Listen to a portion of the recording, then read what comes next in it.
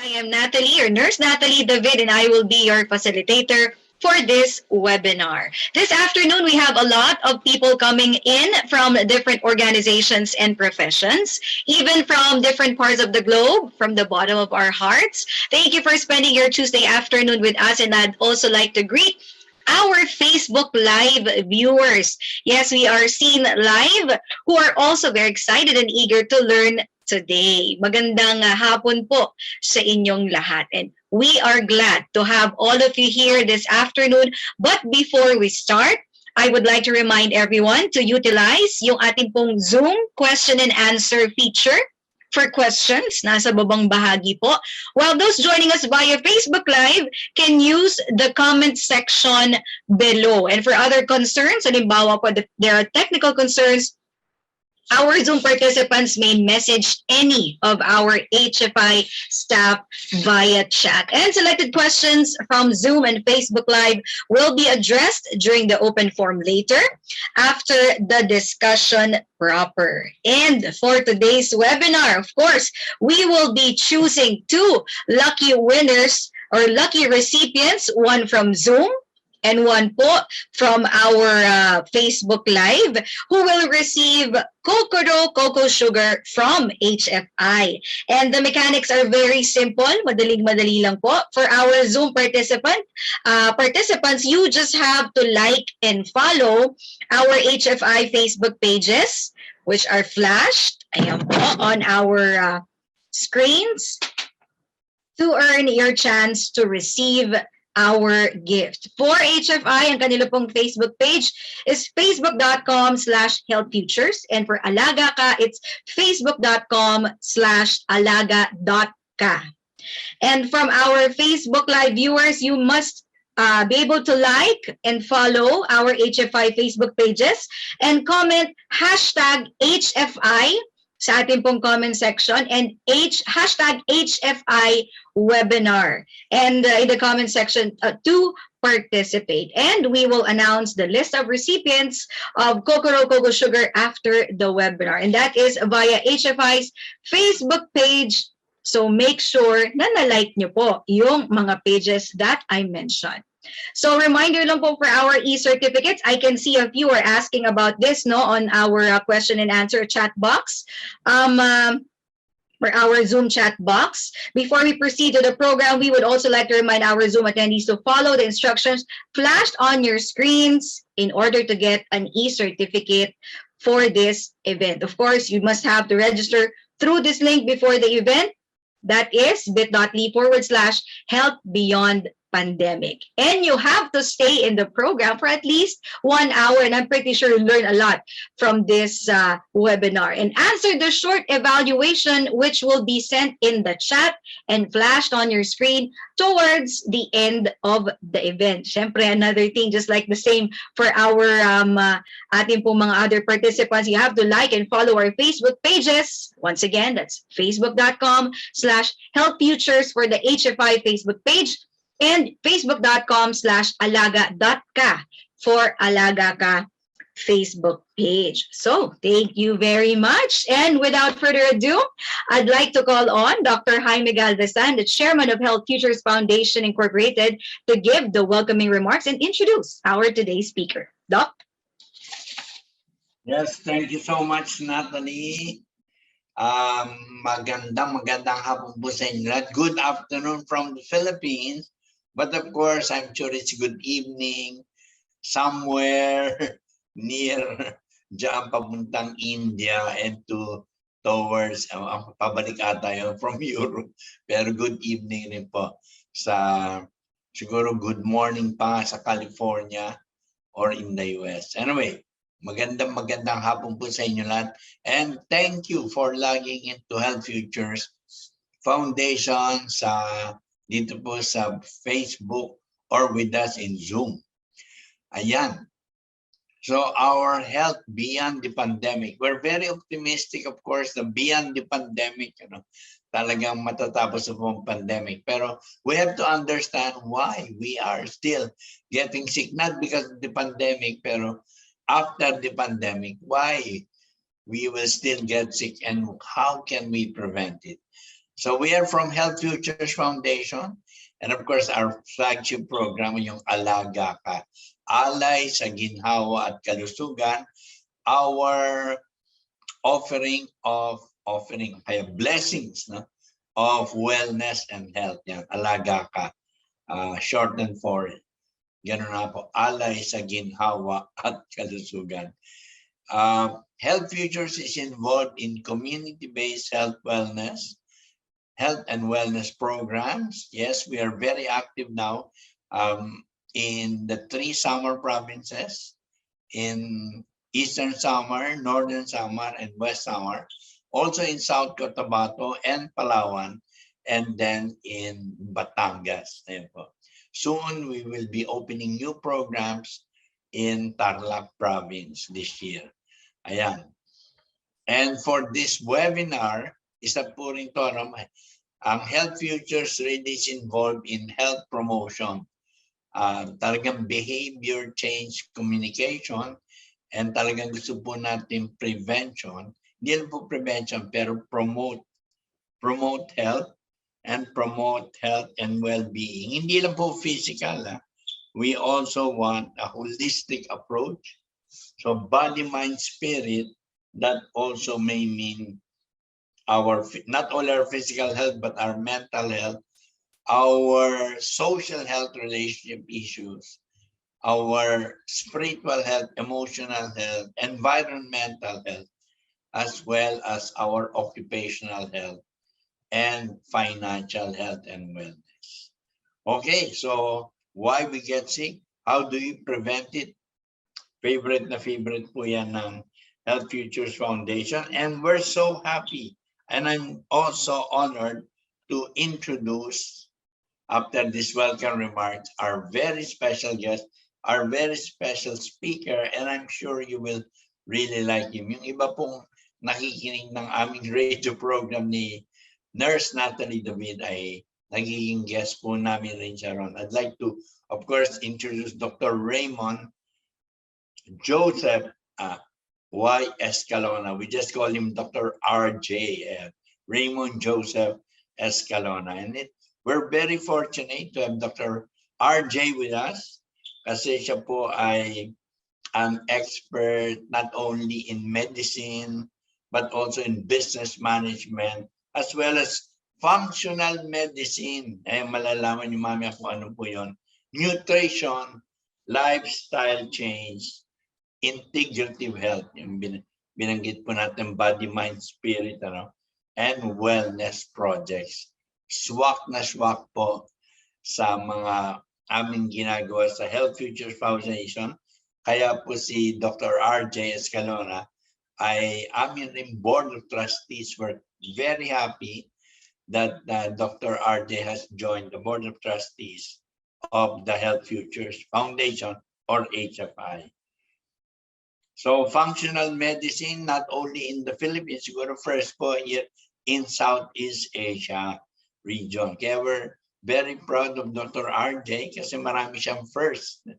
Dito naman po sa Pilipinas, siya po ay co-founder and director of Nutri Engineering Corporation. He can tell you more about that, lalo kung tatanungin niyo siya. Ayan, at Dr. Escalona is a graduate of the Ateneo School of Medicine and Public Health, and as well as a master's in business administration, also coming from the Ateneo School of Medicine and Public Health. Another master's degree, double master's po si Dr. RJ, ay for nutrition, for wellness in Bastyr University in California. Ayan po. And he did his specialization training not only in functional medicine, in the Institute for Functional Medicine and Clinical Mentorship under a foremost expert po in the United States, Dr. Lisa Portera Perry, ayan po, no? From the complex chronic autoimmune disease, also sa Bastyr University, California. Bastyr University has a campus in San Diego, California, as well as in Kenmore, Washington State po, no? And well known to be the pioneering and longest running natural medicine institute in the world. Okay. So aside from being a medical doctor, Dr. RJ is an educator, and we're very happy to get him kasi talagang mapapaliwanag po sa inyo why we get sick and how do we prevent it. Far more than 8 years of experience and has lectured in over 400 venues across the region dito in Southeast Asia. Again, technical advisor, consultant, nabanggit ko na po kanina. Ulitin ko lang po in nutrition, lifestyle change, integrative health, and wellness project. Okay, I think I've talked enough, and I'm so proud for this particular webinar ng HFI to have Dr. RJ Escalona with us this afternoon. So, ladies and gentlemen, let me introduce Dr. Raymond Joseph Y. Escalona or Dr. RJ. Bigyan po natin ng malakas na masigabong virtual clap. Dr. RJ, please. Thank you, Doc Jimmy. Good evening to everyone. Hello to HFI and everyone who's listening tonight. Thank you for the lengthy introduction, Doc Jimmy. For all those who don't know, Doc Jimmy was one of my first mentors back in med school. So everything I am today is thank you to Doc Jimmy. Doc Lisa was the next one from the US. And yeah, those were the two main ones. So today, I have about 45 minutes or a little less than that to discuss this topic. We'll talk about our health in general, and we'll talk about this idea of why we get sick and how we prevent it. We'll go through a couple of different important points, but before I start, I have to share that we as doctors we have to disclose business relations and all of our work. So we do run a company called Nutrigeneering, as what Doc Jimmy has said, and we do nutrition and lifestyle change solutions for consultancies for different entities across the country. So today we'll talk about three main topics. The last two can be lumped up into one topic. If the internet goes out, there's a lot of rain and thunderstorm happening in the south. I live in south of Manila, so I'm sorry for that. It'll reconnect eventually when the thunderstorm goes away.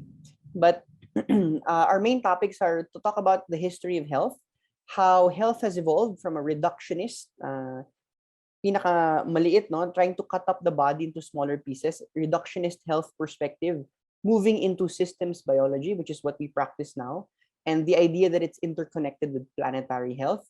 We'll talk about the environment and what we should be watching out for moving forward. And then we'll talk about how we try to move patients in clinic or in some of the groups we work with. One of the groups we work with is called the Once Daily Health Camp, where we teach families every quarter on how to change their lifestyle to be able to withstand the changes of their health over a period of time. Right. So the reductionist approach to health started really way back when medicine was starting to create a lot of drug discoveries. This idea came about because we could not understand the human body from a whole system perspective. We didn't have the tools. We didn't have any advanced knowledge. We didn't know that the extent of what our body looks from the inside out. So this idea of medicine started to evolve called organ-based medicine, where we start to cut up the body into smaller pieces, and we get practitioners to know very, very well one or two of different pieces. So let's say if you think about a doctor for the brain, we know that neurologists are well known for that. If we think about doctors for the skin, dermatologists are well known for that. And if we think about doctors for the lungs, we have internists or pulmonologists that specialize in that. The idea of this organ-based medicine has its roots in drug discovery or treatment discovery. In the 1920s, this physician and researcher, Alexander Fleming, isolated a compound from yeast or mold called penicillin. So, yung mga mold din natin in our surroundings, there's one specific mold called penicillin And they found out that when they started to extract the penicillin powder, it would treat different diseases. No, um, in in a couple of different newspaper clippings, you'll notice here. This is from the National Library of Medicine. 500 cases prove penicillin's value. So it's a remarkably potent antibacterial agent that was used in treatment. And this is one example of how that had worked. No, this is a case of treponema pallidum or syphilis, or yaws, a advanced case of syphilis. If you see the child, he has a lot of lesions or a lot of things on his skin. When they gave him penicillin, magic, all the lesions went away. So this was then used to start to treat multiple different conditions. And the idea was that there might be one drug for each disease. So there are certain diseases in this clipping as well where penicillin did not work. This is in gonorrhea or venereal disease.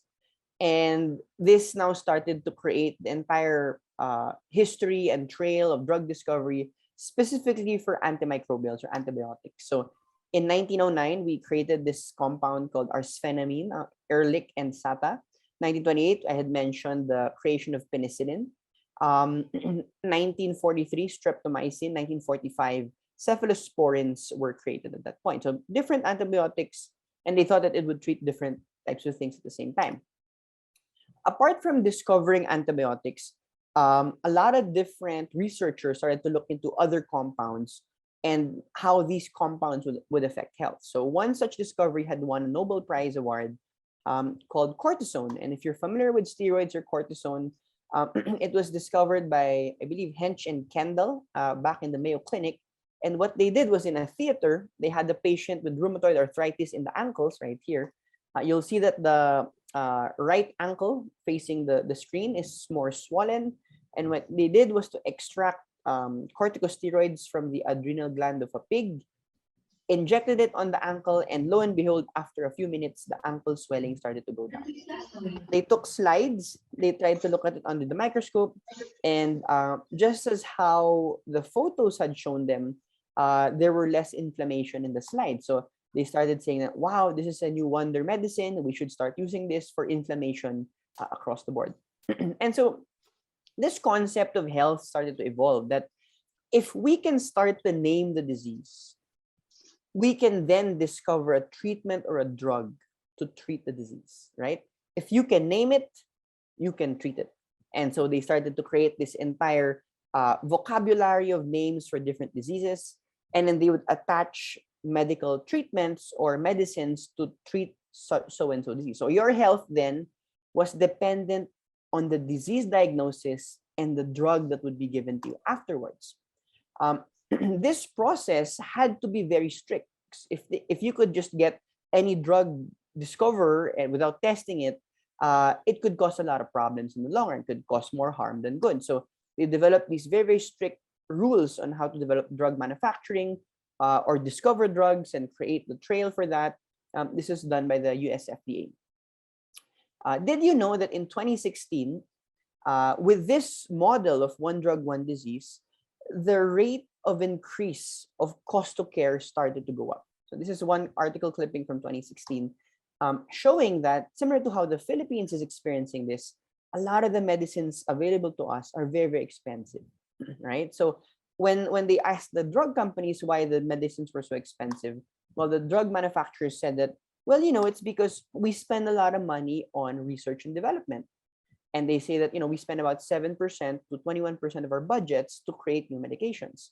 Well, what I had found out recently, was that a lot of the drug discoveries were not done by the pharmaceutical companies. Instead, they were done by research entities from universities. And when the research entities would create research and have a new compound, the pharmaceuticals would then buy out these new compounds from these individuals. And so with this whole train of drug discovery and development, we discovered a lot of antibiotics, which has saved a lot of lives. We've discovered a lot of treatments for other chronic illnesses like depression, anxiety, bipolar. So we have a lot of options now for mood disorders.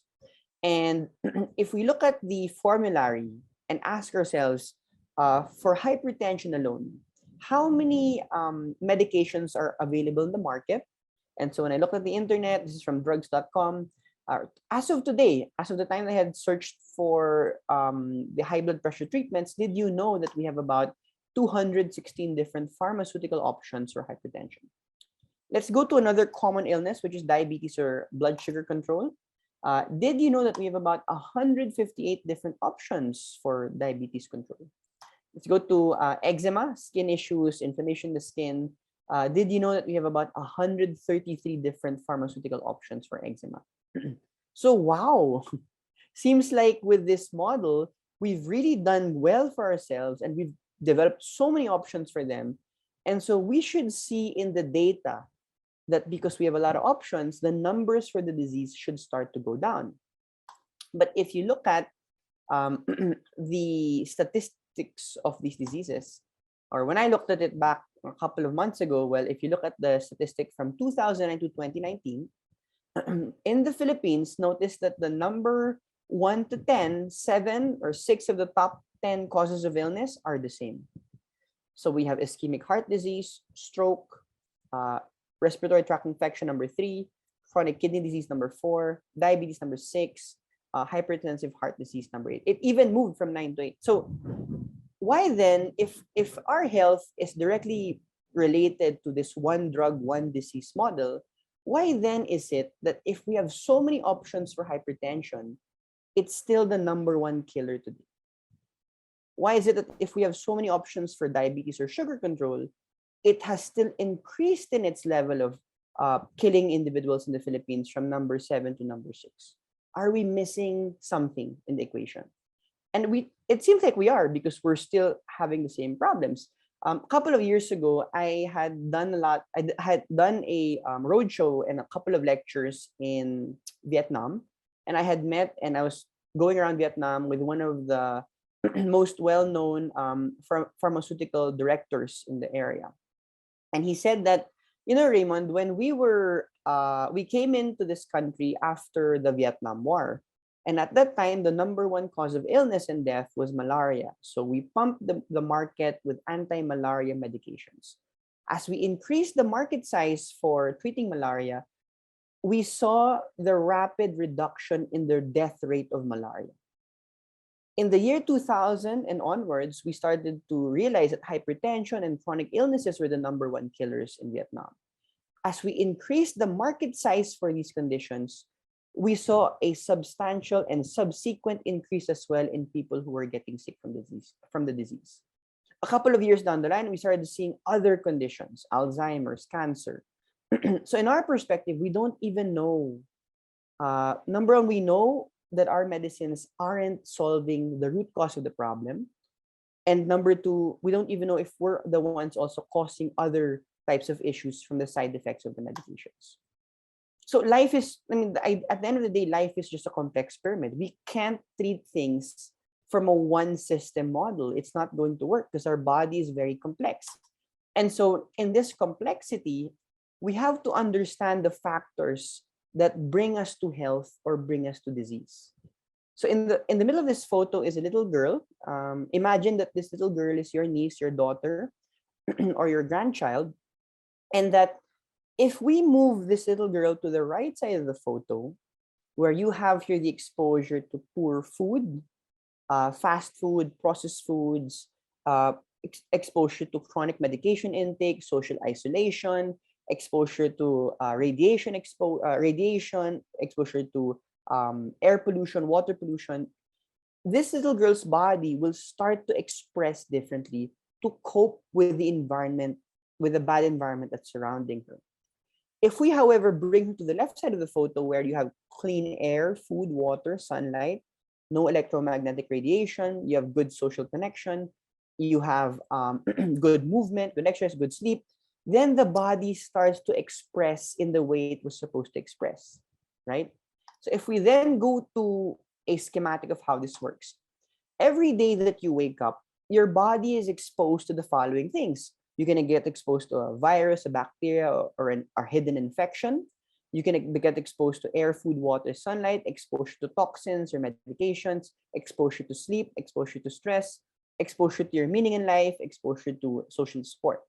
All of these factors go into our body and talk to the cells of our body. We have multiple different cells, your brain cell, your heart cell, your lung cell, your skin cell. And our cells have a genetic code. It's called the DNA. As these factors interconnect and interplay with your DNA starts to produce proteins on the back end. The proteins are what signal the body to do function. So if the factors are good for us, we start to produce good functionally folded proteins. They start to create good balance in the body. They start to create good energy. They start to clear junk and toxins out. They start to have good hormonal communication. They start to regulate the immune system very well. And if the whole body is in sync, you're going to see people who you're going to say, hi, what's your name? How old are you? And if they tell you, oh, I'm only 50, and then you're going to tell them, oh, wow, I thought you were only 40, or I thought you were only 30. So they look much younger for their age. So good environment equals better proteins produced by the body equals younger and healthier for age.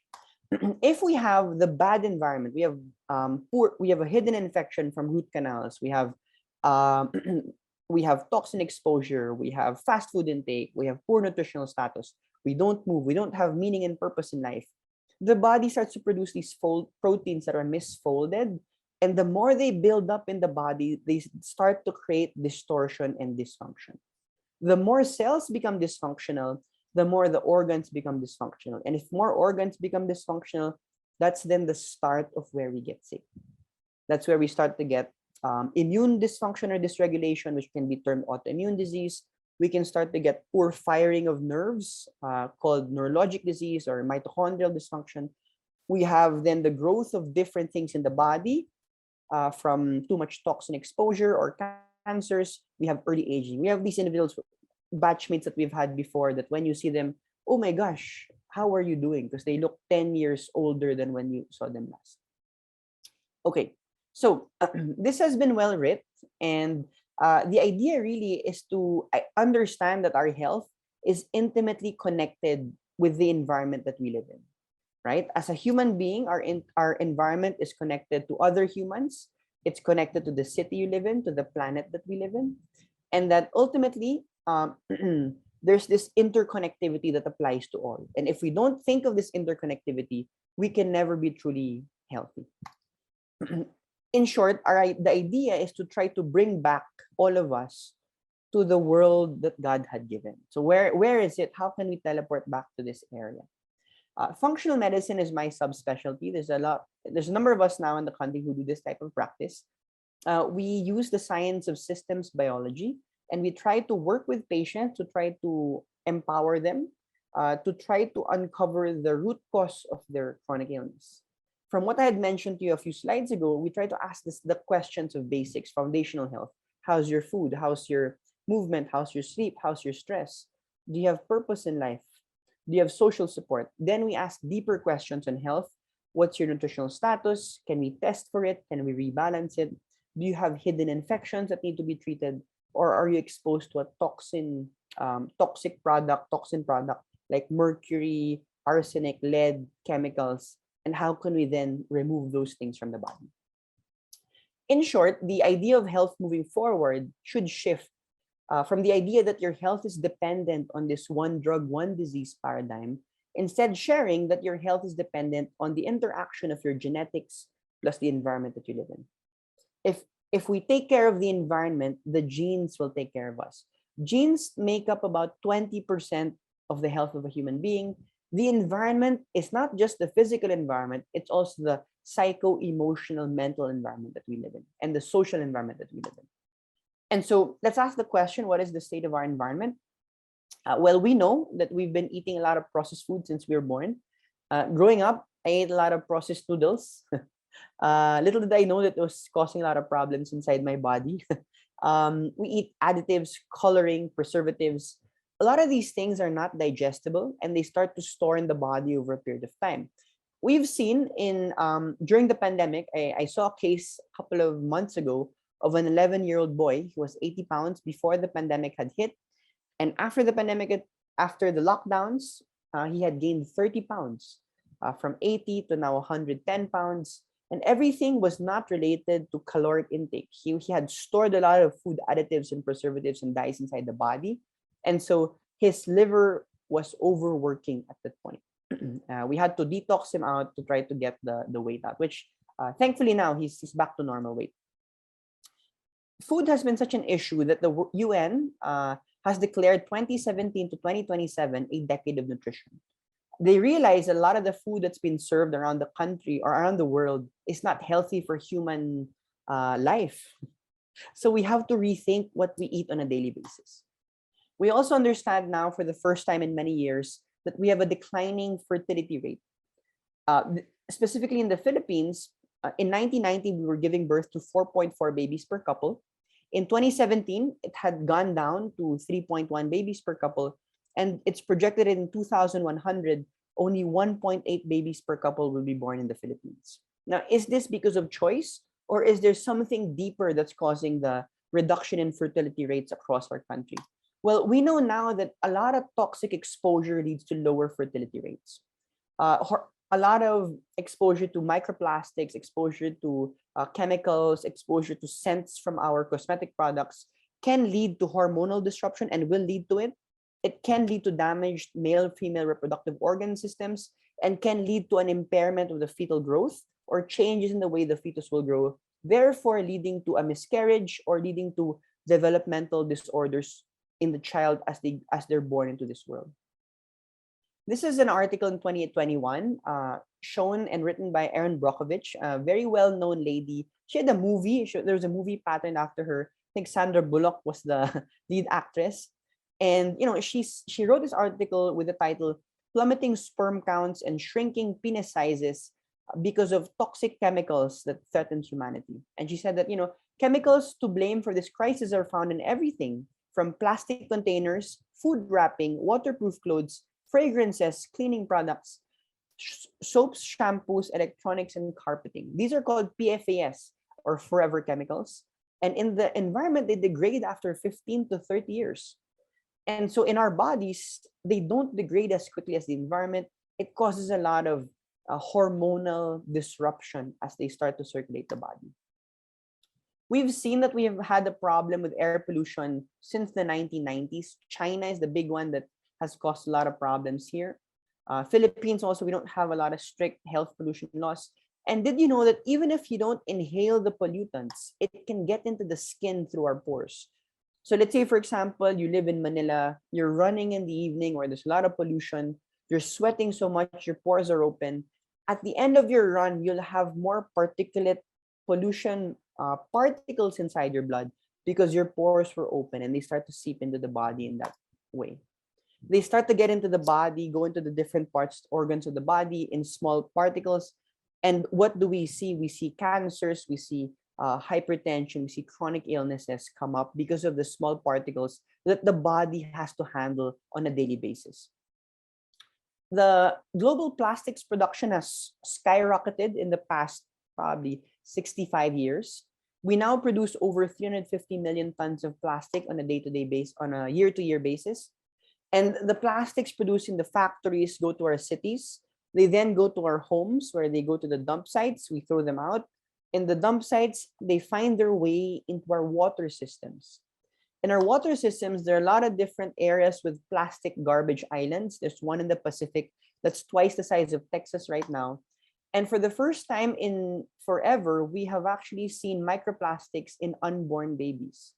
So this is an article that I pulled out from last year showing microplastics revealed in the placenta of unborn babies.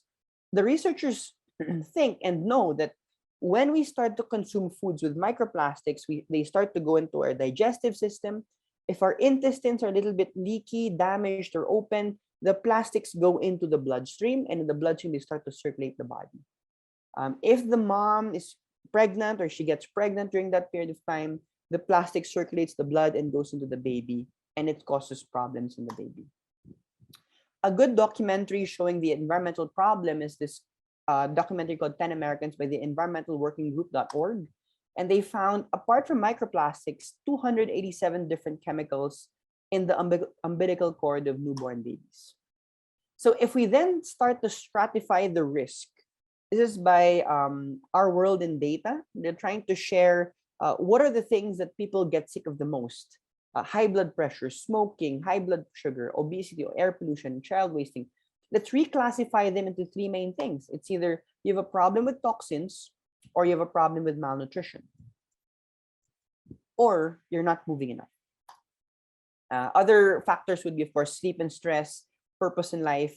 But overall, these are kind of the main things that we can work on that can create health today moving forward. And so, what do we also know? Well, we know that when we establish some type of foundational lifestyle change program, we start to clear away a lot of these products and toxinous products. Back in 2021, when the pandemic had hit the first year, a lot of our patients in clinic didn't know how to do a lot of lifestyle foundations. They were so lost, they weren't going to work anymore. Their routine of going to the gyms were closed. They were at home most of the time. They didn't cook, so they started to order in for a whole year. And so our team started to develop this idea that, can we now take care of families online? And what would be the impact if we run research collecting their health data before the online camps and after the online camps? So Once Daily was the program we had created. It's a 28-day health camp. We're actually in the heat of one run now. We do it every quarter. We host about 20 to 28 individuals, families mostly that we host. We're a team composed of 8 individuals, 4 physicians, all functional medicine doctors, 3 physicians now. One of our physicians is doing other work now. We have a functional medicine nutritionist. We have a yoga instructor. We have a coach, a functional medicine fitness coach, and then we have Cheska who runs the back end. So we do camp for 4 weeks. We orient them on the Friday of the starting week. This is the orientation photo. We do lectures on the Monday, the Tuesday, and the Wednesday for the first week. The first week is all about nutrition. We teach them about the science of nutrition. Today is actually day 2 of this camp's batch. So there's a simultaneous lecture happening now in our camp group, where our nutritionist Ayer is teaching them about the healthy changes to do and practical applications of the science of nutrition. And then on the Friday, we'll start to teach them how to reduce toxins from the food that they eat through an elimination diet. These are some of the photos that the families start to produce. We have a lot of photos that the families start to change the way they're cooking food. They start to make smoothies, they start to make soups, they start to eat food that's not processed. And then on week 2, we lecture to them about stress management. We do a lecture workshop on mindfulness and the impact of stress in our lives. We do a lecture as well on a meditation session. And then so this is some of the photos for meditation. You can see that the whole family is involved, from Lolo, Lola, mom, dad, kids. This is part of the course where we do the kids yoga classes. On week 3, we run a movement lecture as well as a science of sleep lecture. So we teach them how to do good hygiene for sleep. What do you have to do? The do's and don'ts before you go to sleep. How do we track sleep in an optimized manner to make do with understanding how the patterns are for the campers. And then we do movement exercises across the 4 weeks. It's either a Saturday or a Thursday workout. And finally, on the last week, we graduate the batches. So basically, we give foundations. We give foundations on nutrition, rest and relaxation, movement and purpose. And notice the photos. They look so healthy after, as compared to the first photo that I had shown you a while ago. So some of the data that we have collected, we've done now 6 batches, a total of over 80 families, I think is what we've done. And in this, the initial questionnaire is to ask them about the habits for health. Only 33% said they sleep 6 to 8 hours. 33% have an exercise routine. 17%, only 70% do mindfulness. 67% try to avoid processed food. 0% eats the 5 colors of the rainbow from plant foods, and only 2 liters of water for 33%. After camp, we shift the percentages to the ones on the right side. 83% sleep better, 66% move more, 50% do more mindfulness, 100% avoid processed food, 67% eat the colors of the rainbow, and 83% drink more water. This is an example of acne resolving after the camp. We did as well a couple of questionnaires for how bad they feel. This is called the symptoms questionnaire. And what we saw was a dramatic reduction in the symptoms that the participants felt. So they felt symptoms on the following categories: weight, digestive symptoms, constipation, diarrhea, hyperacidity, bloating. They were very fatigued. They had anxiety. They had muscle joint pain. They had emotional regulation issues. And after the camp, after 28 days, weight symptoms improved by 65%, digestive symptoms by 57%, mind symptoms by 59%, and so on and so forth. So the dark green bars shifted to the light green bars. We also took a validated questionnaire called the Promised Land Global Metric for Health. And in this questionnaire, they start to answer 10 questions to rate their health, physical and mental, before and after the camp. And so what we saw was a remarkable shift from very poor health, 8%, 15% of them had fair health, 43% had good health, 31% very good. We shifted them all upwards. So post-program, no one had poor health. Only 3% had fair health, 25% had good. Everyone shifted to very good health and excellent health. Same is true for the mental health scales that we had seen. This is for mindfulness. We also saw a marked increase, a 0.7 increase in the mindfulness of each participant. That's a 77% increase in score. And ultimately, as I wrap up the lecture, the takeaway point for all of you 200 listeners is that your health is under your control. We don't anymore need to depend on a one drug, one disease model. Your health is not dependent on a diagnosis. You can get healthy with or without a diagnosis. And the idea really is to ask the question, what is it in my environment? Is it your food, movement, or lack of it, sleep, stress, purpose in life? Is it your lack of social support? Is it an exposure to toxins? Is it a hidden infection? Or all of the above that's causing your genes to express disease today? And how do you now build foundational daily habits to start to move you forward away from that disease state? Ultimately, our goal, all of us, is to move to the left side of the photo. Hopefully, we can pass on a planet that is healthier to our children and next generation. But the work starts now.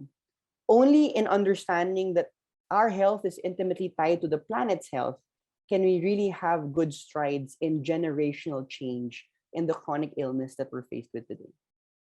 And with that, just remember that your medicines only buy you time. You have to work on the foundations adjunctly or at the same time to be able to get to a better health level today. All right. With that, I'll end the lecture. We have Q&A. Thank you so much for listening. Thank you so much, Dr. RJ. And wow, those are shocking data that we've seen, and it's a wonderful discussion. But now it's about time for our participants to ask their questions. So to everyone who's still with us, we highly encourage you to send in your questions via the Q&A chat box if you are in Zoom. And I've seen viewers on Facebook. You can comment it on our comment section kung kayo po are watching on Facebook Live. Again, for the giveaways, we will be choosing 2 lucky recipients, one from Zoom and one for FB Live, that will receive Kokoro Coco Sugar from HFI. Okay, so Doc, good evening na. Good evening. And we have a lot of questions from our participants here. No, this is a good question from one of our participants. I think, okay, that's an anonymous question. Any suggestions daw po for an affordable whole food option? Thank you po. Hello? Yeah, sorry, I was muted. So many options, Nurse Nat. First of all, everything you need is in your palengke. You don't need to go to any fancy grocery. You don't need to go to any expensive store. As long as you eat food that's not processed, nothing packaged. So if I go to the grocery, I spend most of my time in the fresh food section. I go to the veggies, the fruits, the raw food, fish, chicken, and in terms of spicing or creating flavor, we use herb spices. We use salt. Yeah, we don't use soy sauce anymore when we start cooking because it's pretty processed. So anything without additives or preservatives, you'll be okay. And notice that if you eat this way, it will be tricky to start, but in the long run, you'll notice it's very easy because you just have to cook soups, nilaga, sinigang, tinola, without the MSG or the different types of additives that you put in. That's right, Doc. It's like training your palate, no? For a short period of time, getting to know the flavors. And siguro I'd like to follow up, ano, Doc, when it comes to buying whole food and washing it, is there a right way to wash it since we're talking about chemicals and microplastics and There are different ways to wash it. What we've seen lately was that if you use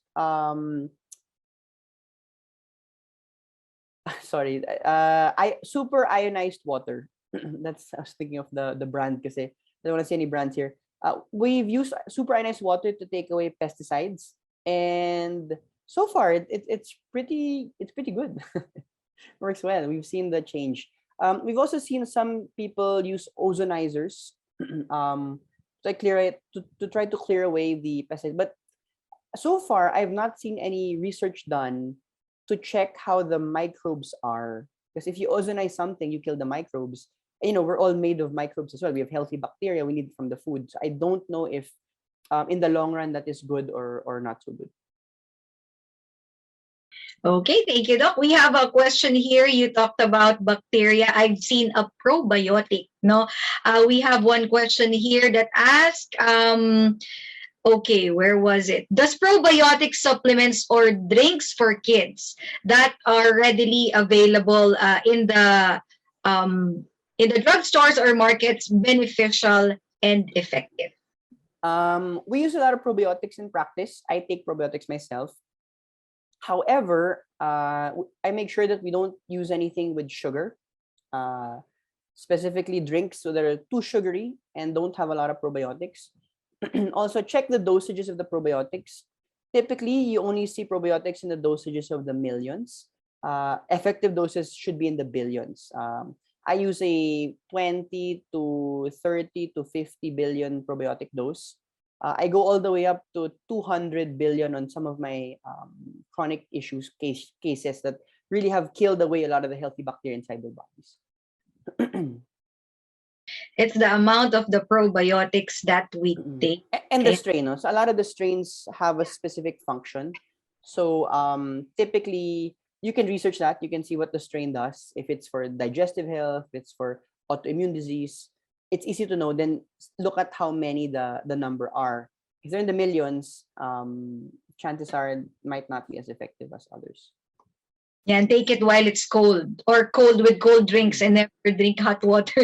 Tama ba ako, Doc? No, it's how you consume it in a cold environment in your stomach. So that's true.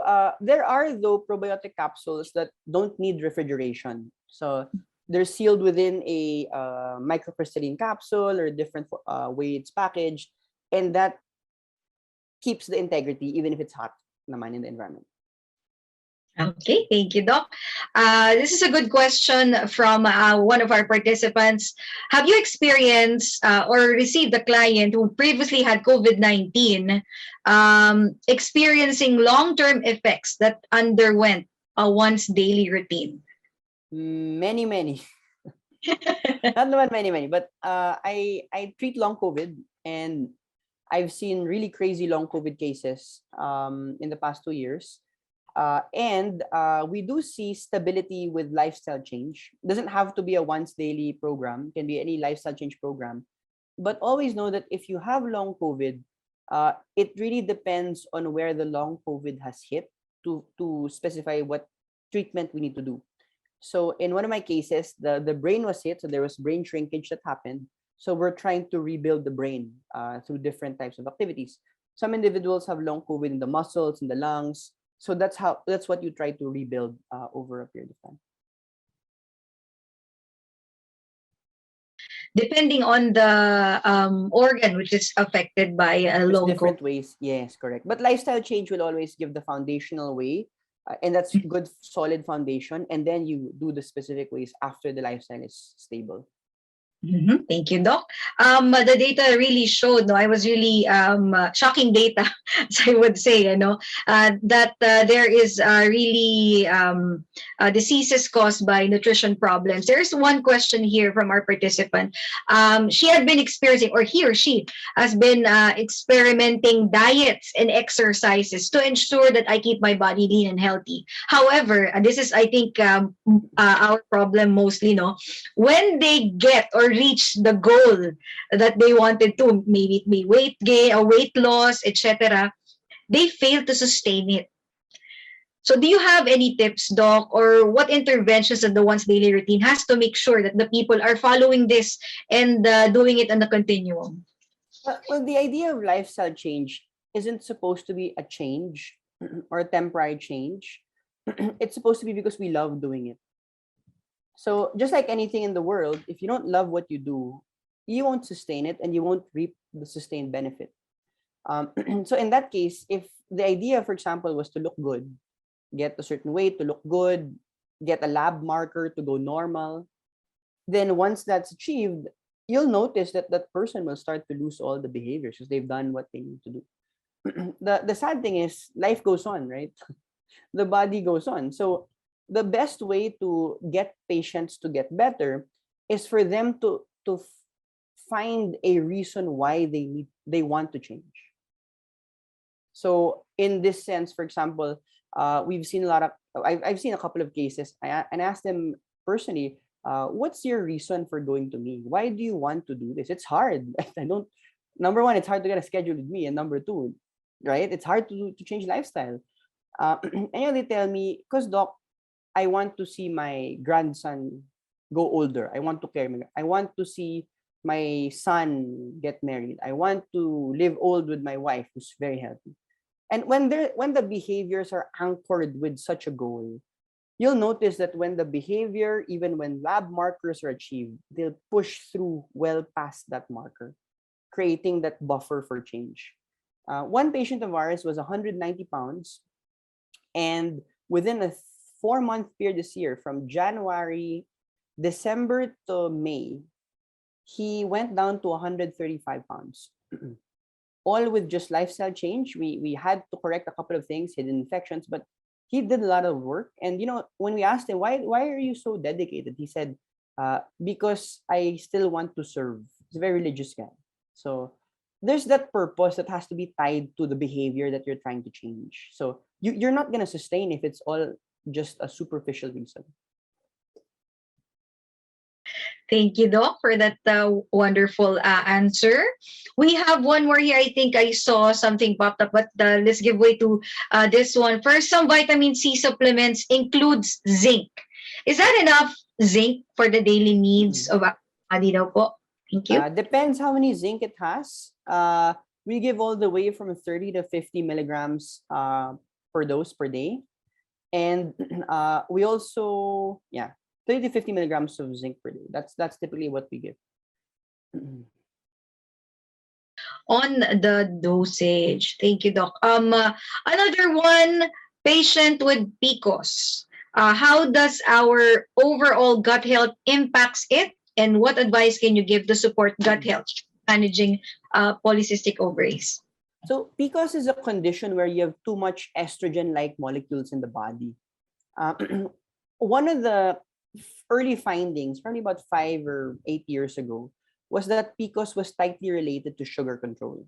For the simple reason that when we eat a lot of carbohydrates, white rice, bread, pizza, pasta, noodles, you start to increase sugar in the blood, and that asks the body to secrete insulin, and insulin creates a different pathway that creates more fat cells in the body. So when we create more fat cells, you then produce more estrogen-like molecules. But that's only one pathway. We've also seen that if you take a lot of microplastics, in the form of BPA, phthalates, from plastic. Let's say you heat food in plastic, then you eat that food, then there's microplastic in the food. Those microplastics can also look like estrogen, and they start to produce more ovaries as well. So it's not just about sugar, it's also about toxin load. And the number one thing we've seen common across a lot of these women is that they're constipated or they don't work out. Why? Because if you're constipated, you don't poop out the excess toxin. If you don't work out, you don't sweat out the excess toxin. So then you have a new way to manage the PCOS. It's about pooping and clearing toxins from sweat, reducing sugar, and taking away the processed food and additives. It's quite simple if you think about it. Thank you so much, Doc. And we have one more question. When it comes naman daw po to diabetes and hypertension, would you recommend a plant-based diet, or is it an automatic suggestion to reverse chronic diseases such as what I mentioned, the diabetes and hypertension? Thanks, Doc. 1,000,000%. So every disease has a specific diet that is well researched to back it up. The number one diet that is most researched in the world is the Mediterranean diet. So a lot of conditions can heal with that. But if you want to reverse the plaques, the blockages of the heart, you want to reverse the calcifications, it's only a full plant-based diet that has been known to do that. Now, if you want to reverse diabetes, we've seen a ketogenic diet reverse that. By reverse, I mean no more meds. That's complete reversal of these conditions. So, but it has to take a full commitment to do this, because if you're half committed, you're plant-based 5 days of the week, but not plant-based the other 2 days, it's not going to work. I've done it too many times and failed. For a number of my patients who didn't fully commit, we've never seen reversal with a non-fully plant-based diet. Okay, I've seen a question here, Doc. When it comes to skin discoloration, we have a participant here asking for a senior citizen, what could be the cause daw po of skin discoloration on the lower legs, both extremities, and can this be associated sa kanyang kinain or the food eaten? Thanks, Doc. Sana may picture. Yeah. It's hard to guess. Sorry, I can't answer that. I hope you understand. Yeah, it's different, Doc. Sometimes it's just part of aging, but more often than not, sometimes the discoloration is also coupled by edema. Correct. Yeah. So many reasons that can be. Sorry. Another participant is asking, since we go to the palengke to get our fruits and vegetables, can you recommend the Doc a food or fruit that has rich in probiotics? Anything that's organic should be rich in probiotics in the bacteria themselves. Anything fermented will be rich in bacteria. Not the fake fermentation, guys. Not the atsarang papaya na may sugar and water. That's and they call it fermented. It doesn't work. It has to be the yung old style na binuro or fermented. In terms of fruit, it's just the organic things that will give more healthy bacteria to us. Yeah, thanks, Doc. Kimchi, the traditional way of kimchi. Doc, is it good probiotic? Super good. I like more local stuff though. Mga burong mangga, we're Kapampangan, taga-Tarlac kami, so burong kanin, burong isda, fermented foods. Ayan, thank you, Doc. Another participant is asking, just want to ask, can you give a variety of good food as medicine to cleanse the body? Doc, if we talk about cleansing, should we put fiber in mind? 100%. Yes, Nurse Nat. 100% with fiber. Also, we need colors of the rainbow. So you need to eat something red, color yellow, color orange, color green, color purple, color white. Also, there's a sub-classification of veggies called cruciferous. These are very bitter vegetables. Malunggay, you have arugula, you have mustasa, mustard leaves, dahon ng mustasa, cabbage, broccoli, kale, cauliflower. This set of foods turns on our detox capacity. So if you eat them, what you do is how do you prep them? You get them first, then you chop them, then you leave them alone. When you chop them and leave them alone, they start to produce more antioxidant chemicals. Then after 20 minutes, that's when you cook them. So leaving it for a while and before cooking it. Chop nyo muna. Oh. Muna. Okay, thank you, Doc.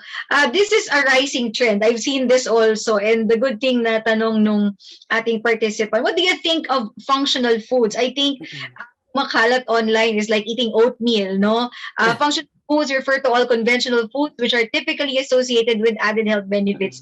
Do you recommend this, Doc? We use it for treatment.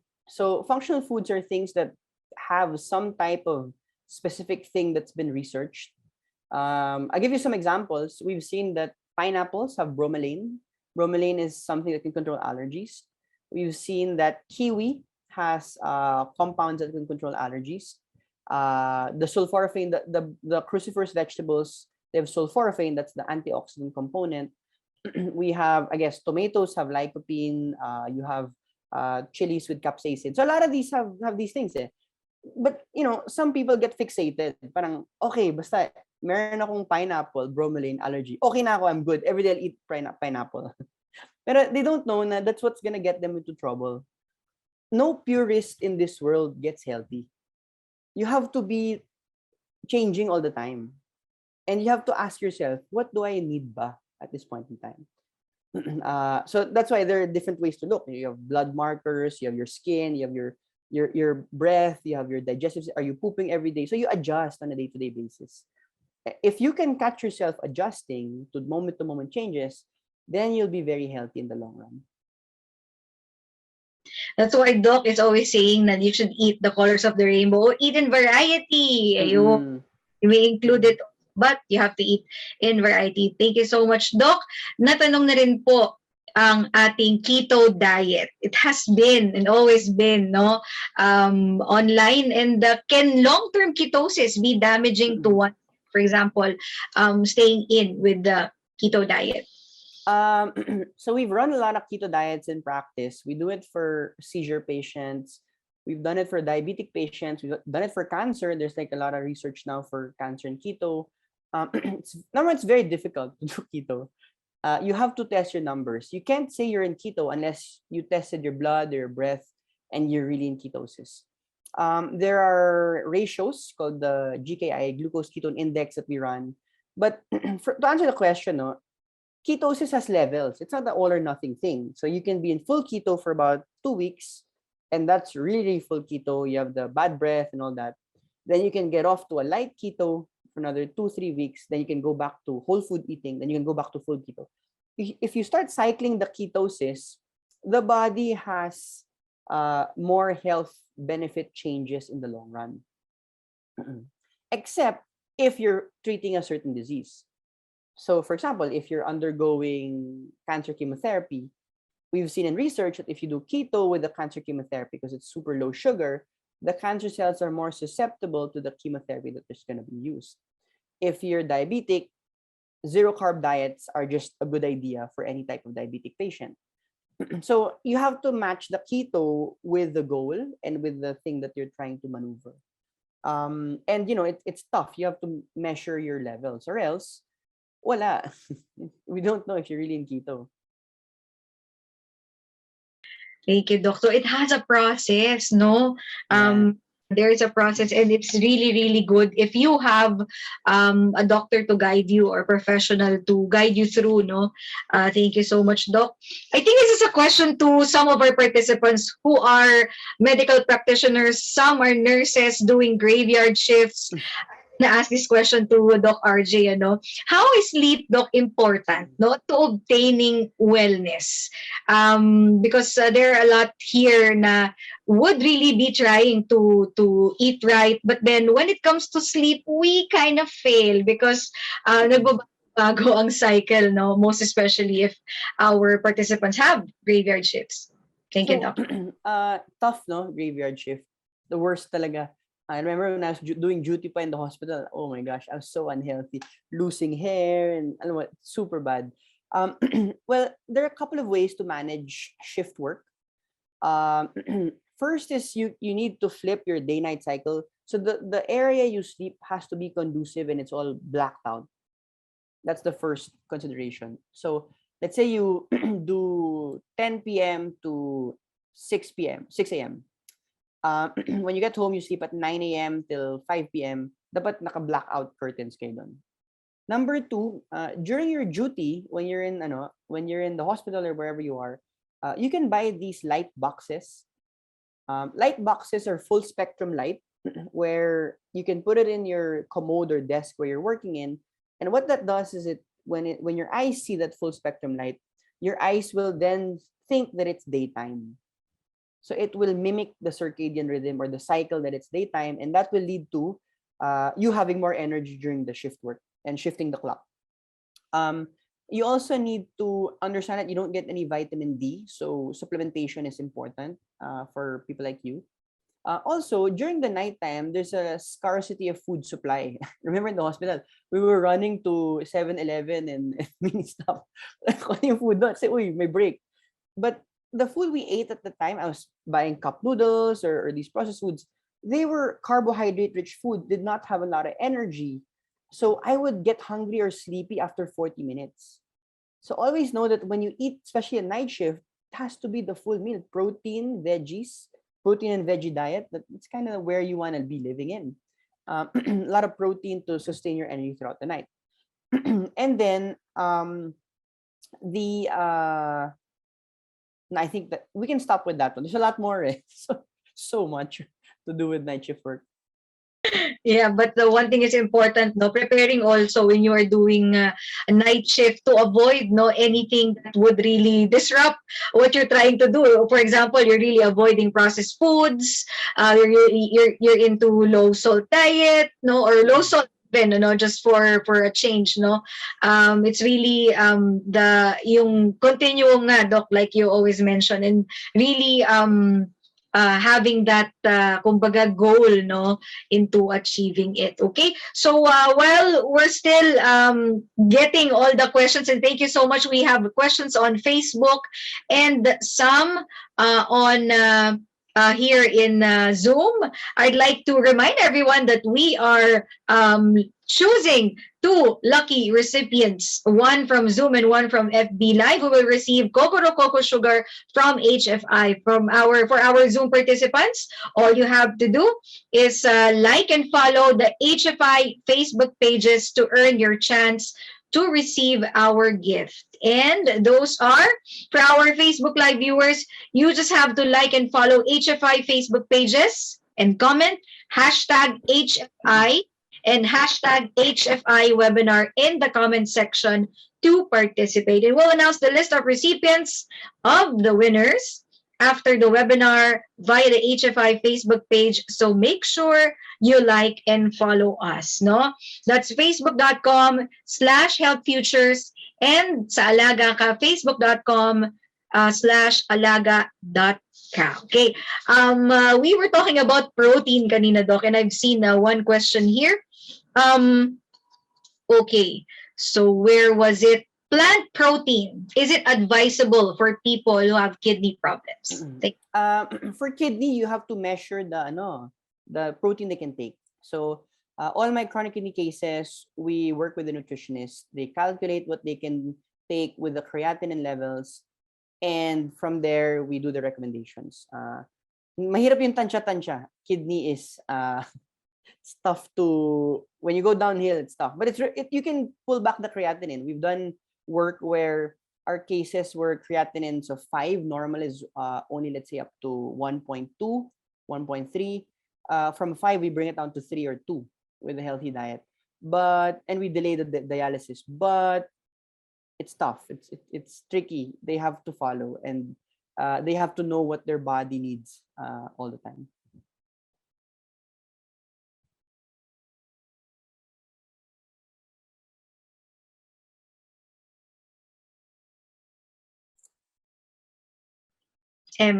Okay. Hi, Doc. Am I back on? Is my connection good? Yep, I can hear you. You're good. Ayun. Thank you so much, Doc. Okay, we have another question here talking about fasting. So kanina, the keto diet was asked. And what is your opinion, Doc, about intermittent fasting? And what can we say about this different types of diet? Is it for everyone? Can someone just one day wake up, okay, I'm gonna do intermittent fasting? Or there are diseases lang to do this, or much will performed by, of course, our functional medicine doctors. No, everyone can fast. It's okay. It's a time where the body renews itself. You don't eat anything. Did you know that the eating process is the most toxinous process of the body? Simply because when you eat a lot of food, you put in so many foreign material inside the body, and the body has to handle all that material. So fasting is a good idea. It allows you to clean up. All the cleaning mechanisms go around. However, we don't like suggesting it for thyroid patients because thyroid patients are very prone to caloric fluctuations, to energy fluctuations. So whenever they have a caloric deficit, the thyroid will overfunction, therefore pushing them to a hyperthyroid state at that point. And if the root cause of the thyroid is a nutritional issue or some infection, it just progresses the symptoms. So okay for all except for thyroid. We've done prolonged fasts for cancer patients. We've done prolonged fasts for heart disease patients, obese patients. We do all the way from 1 meal a day, 16, 18-hour fasts. We do 3 days water fast, 1 day water fast, 2 day water fast. Different types of fasting.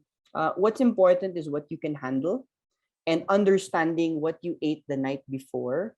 If it's too much, then then just don't eat breakfast. Just don't load anything else in the morning. Thank you, Doc. This is one of the questions that we had during the program, and I think wala pang nagtatanong, Doc, the person is not allergic, and then come 30 plus, 40 plus, he or she suddenly became meron siyang eczema, acne, etc. What could be the reason, or ano yung pwedeng mga factors that led to having newly erupting allergies in the body? So the allergic response in general is produced by our immune system, and that immune system releases a compound called histamine, right? So all the medicines are called antihistamines when you have that allergic response. The cells that contain histamine are called mast cells. These mast cells are stabilized by nutrition. So if we lack vitamin B12, mast cells can be more rupturable or sensitive. So you'll release more histamine. That's one. Nutritional deficiencies cause that. Number two, we've seen over the course of many years, if a patient has taken a lot of antibiotic therapy or they have dental infections that are still in the mouth, those start to tell the body to be more responsive to the environment. It's like telling your body when you wake up in the morning, uy, gera na. There's war, fight. Kasi there's bacteria in the mouth, there's something in the gut, there's fungus in the body.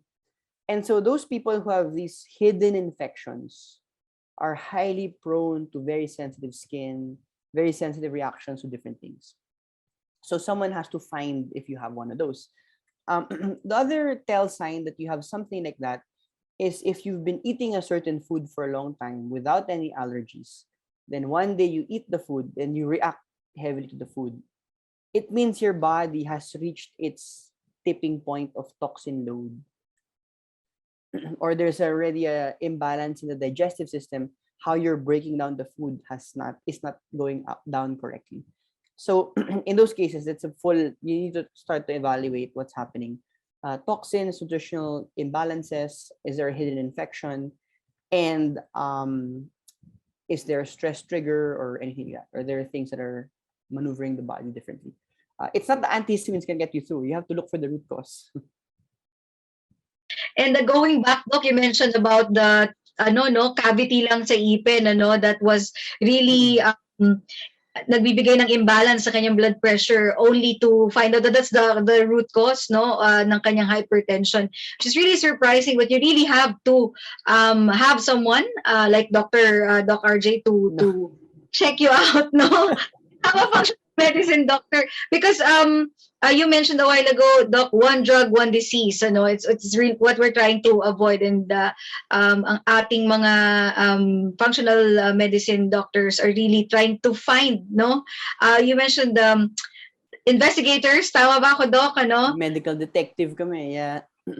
Detective and looking for the root cause of your diseases. Okay, thanks, Doc. We have one more here. Osteoporosis.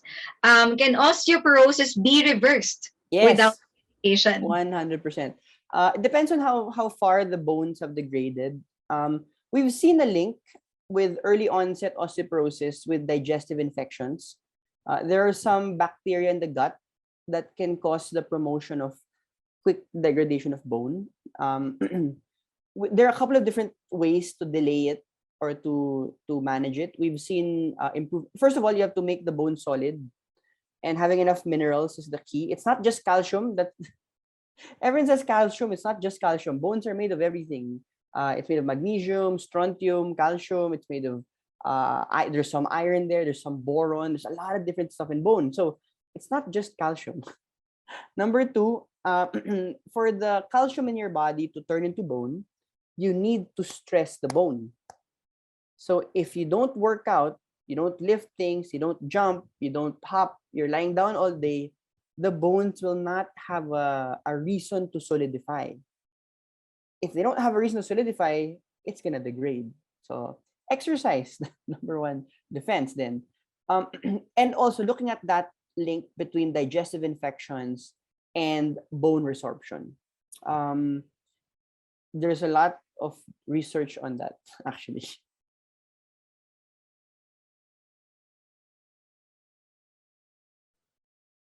Okay, thank you, Doc. We have one more here. I'm looking at my phone. We have one comment on our live. Consuming herbal teas, Doc. Turmeric, mangosteen. Some have weight loss, no? Weight loss effects, even good digestive health. Is there a limit on how many can you safely consume in a day? Most especially if we're talking about herbal teas. And is there a proper way to boil it? Thank you. Depends what you take, I think. We live in a world where more is better. Unfortunately, the body doesn't think so. There's always a sweet spot. So there's a U-shaped curve. Not enough, no effect. Just the right, very good effect. Over, no effect. Or damaging effect sometimes. And that holds true for everything. I think we'll just give one more room for two more questions. Endometriosis, Doc. Best diet and lifestyle, and maybe the connection of processed foods with this. Endometriosis is just like having PCOS, but in the uterus, in the muscle lining. There are a couple of different theories on how this starts. Right now, the common notion is we don't know, but it's not true. There's a lot of research trying to figure out what's happening there. A lot of smart people are trying to figure out what's happening there. If you go to the literature, one theory is that some individuals have inflammation in their body. So for one reason or another, they're creating it. It's an infection or a toxin. And the inflammation of the body, the particles in the molecules start to spill over the uterus area. When it spills over the uterus area, what happens is that's where the inflammation lands. And you know how when we have, may sugat tayo, you have a wound here. Before the wound heals, it gets bigger, right? So let's say may cut ako dyan. Before it heals, it gets bigger, it gets more painful. And then the skin from underneath will go up and heal the whole area. That's the same theory they're thinking of endometriosis. So there's an inflammation response of the body. It spills over to the uterus. It creates a wound-like scar, and it eats up the lining first. And the what do you call this? The regenerative cells, the stem cells, are starting to seed there. But the stem cells that seed there are highly responsive to the hormones that you have a lot in the body. So these individuals with endometriosis typically have a lot of extra estrogen in the body. again, backtrack tayo, where does extra estrogen come from? Lots of fatty tissue, microplastics, additives, preservatives, dyes, coloring, scents, yung mga shampoo and makeup na may mga ganon. So, and then sugar, high sugar diets, sugar, anything white rice, white bread, crackers, chips, pasta, all of those will increase the sugar, increasing fat. Fat increases the estrogen. So that's why also some people, the only treatment for endometriosis to this point is, or PCOS, is metformin, right? Manage the sugar. But they're missing the bigger picture that there are other things involved in the start process of the condition. Thank you, Doc. So, ganun pala, no? Parang nagiging peklat, no? So complicated, sorry. Yeah, but it's really fascinating to know, no? That's how it starts and how it's built, no? We have one here because we mentioned about teas, and come naman next are supplements, okay? Should we believe food supplements that promise to help people lose weight by drinking and consuming them? Thank you, Doc. We can never out-supplement a bad diet. That's the basic answer. Thank Doc. Ayan, should be. Still, no? Colors of the rainbow. Ayan, dapat have a variety. Because some supplements are just the plain, halimbawa, mentioned also, no? The mangosteen, etc. Should be in varieties. Foods that you can recommend daw po, Doc RJ, for people undergoing radiotherapy. Oh, wow. For cancer yan, no? All right. So when you have radiotherapy, you're going to retain a lot of damage to the body, right? Because radioactive areas. Number one, if it's for cancer, zero sugar intake. That's the first one. No carbohydrates. You're on a protein and veggie diet. Number two, no processed food and additives. It's very basic. Three, high vitamin C and zinc, because vitamin C and zinc are two nutrients that will start to stitch up wounds and damage to the body. We've also seen that we don't give antioxidants to cancer patients. Instead, we give high-dose vitamin C. The reason is because the cancer cells can use antioxidants to protect themselves. So let's say, for example, you're doing radiation therapy, integrative practitioner gives you glutathione, vitamin E, all these antioxidants. Don't take it. Go instead for high-dose vitamin C. Cancer cells can't use vitamin C, but they also have an antioxidant effect at the same time. Zinc, have protein in your meals just to make sure you're repairing. And then take a lot of healthy bacteria, because the radiation will kill a lot of your healthy bacteria. Should be. Ang probiotics important, lalo na, Doc, ano, if there are problems with the digestive health. Okay, we have one more here I've seen, because we're talking about dietary supplements. Does the widespread use of dietary supplements somehow affects the normal microbiome functions of normally functioning and generally healthy adults? It can, if it's made poorly. So we've seen supplements that are made very well. We use a lot of prosumer supplements in our practice where it does not affect the microbiome. In fact, medicines will affect the microbiome because medicines are produced with additives, fillers, and coloring.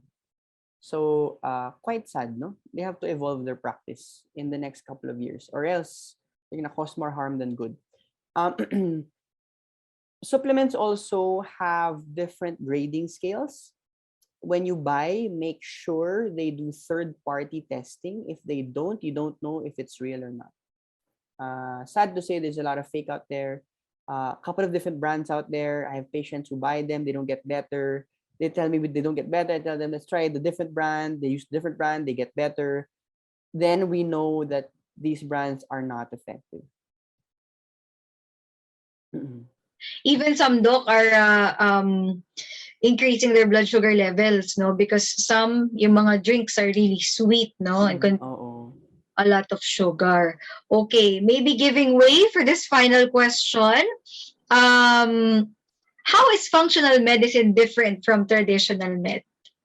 I think the nice answer to that is we take what's traditional, we take what's modern, and we live in between. So we use a lot of systems thinking, and we use a lot of cutting edge science to try to explain and find out the root cause of where people are coming from. Whereas traditional medicine or I guess whatever type of medicine you're gonna put out there will only try to look for the symptom, name it, and give it a medicine. So you can be a traditional doctor but practice functional medicine. You can be an alternative practitioner and practice functional medicine. But the key point is that you're looking for the root cause of what's causing this person to be sick. It's a long conversation. The minimum initial consult is an hour and a half. So doctors who don't do at minimum 40 minutes, I think, are not doing this type of medicine. And it's not for everyone. It gets tiring. You're listening to everything from their birth until now.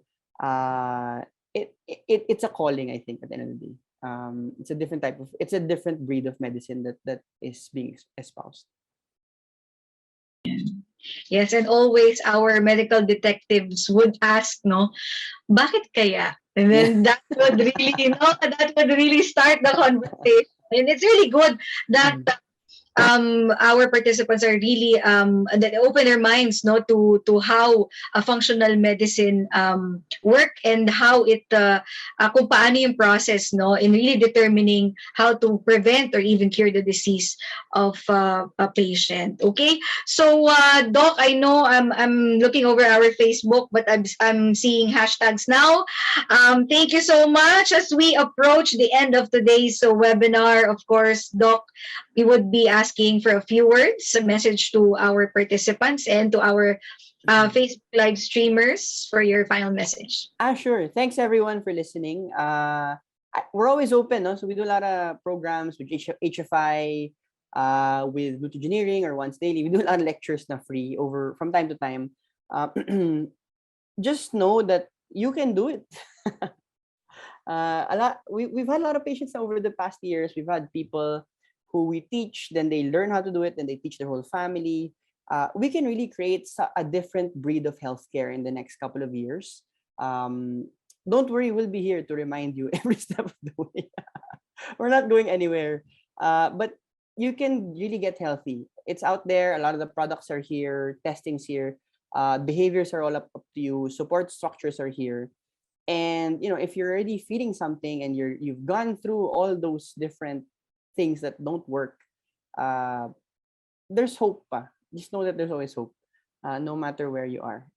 So there, if you have any, I guess they can reach out. They can reach out to Instagram or Facebook, ask questions there. Thank you, HFI. Best nonprofit ever. I've been working with HFI, I think back 10 years na yata kami na Doc Jimmy. So I'm very, very proud of the work that they've done over the years. And I hope we can continue to bring Filipinos to a healthier lifestyle over the next couple of years. Thank you so much, Doc, and thank you so much. The HFI with the multi-awarded HFI is really happy to with you, no, to share your insights. And we would like to thank you, Doc Raymond Joseph Escalona, once again for sharing valuable insights on chronic diseases and the functional medicine approach to addressing these diseases. Of course, our utmost gratitude and appreciation goes to all our Zoom and Facebook live attendees who join us today as we learned new knowledge that is timely and relevant to our objective to achieve holistic health and wellness. Right now, we move on to our evaluation. Thank you, Doc. Help us improve our future webinars and events by answering our short evaluation form flashed on your screens. So we are also sending it on our chat box, so you can just click the link. And the link was also sent to the chat box and comment section for our Facebook Live viewers. So please be reminded, ito pong evaluation form, but this evaluation form has a deadline and you may answer it until the 29th of June, 3 p.m. So that is tomorrow. Again, I would like to remind everyone that we will be sending certificates to Zoom participants who followed our social medias, our instructions. Of course, register sa link And stay in the program for at least 1 hour and answer the short evaluation, which will be sent in the chat and flash on your screen towards the end of the event. And follow our Facebook pages and help us reach more people by following us on our social media platforms, as you can see on your screen and in the chat box and comment section. You may visit our website. That's www.healthfuturesfoundation.com. Like and follow our pages on Facebook. That's facebook.com/healthfutures for timely health tips and for the latest news and updates and the winners. Ayan, the winner po pala ng ating pong Kokoro Cocoa Sugar. And facebook.com/alaga.ka for news and updates on HFI's Banner Project, Alay sa Ginhawa at Kalusugan or Alaga Ka. You can also follow us on Instagram and Twitter at Health Futures. You can also follow Once Daily, that's at Once Daily for Doc RJ, and subscribe to Health Futures Foundation's YouTube channel. That's Health Futures Foundation Incorporated. Follow our LinkedIn page, linkedin.com/company/health futures. And of course, understand the condition of persons with brain tumor through stories of love and hope. Get a free copy of the book, Life with a Brain Tumor, written by Adrian D. MD and Enrico Leyeza. To know how, you may send us a message through our Facebook Messenger sa HFI or Health Futures Foundation, or contact us through the following numbers for you to be able to get this book. It's 0927-892-1062 and 0928-507-4479. And that is the free copy of the book, Life with a Brain Tumor. Once again, thank you for staying until the end of the webinar, and we hope that you learned a lot. I learned a lot too. And again, this has been Nurse Natalie, your facilitator for today's webinar, Our Health Beyond the Pandemic, Why We Get Sick and How Do We Prevent It. Have a good night and see you in our future webinars. Thank you.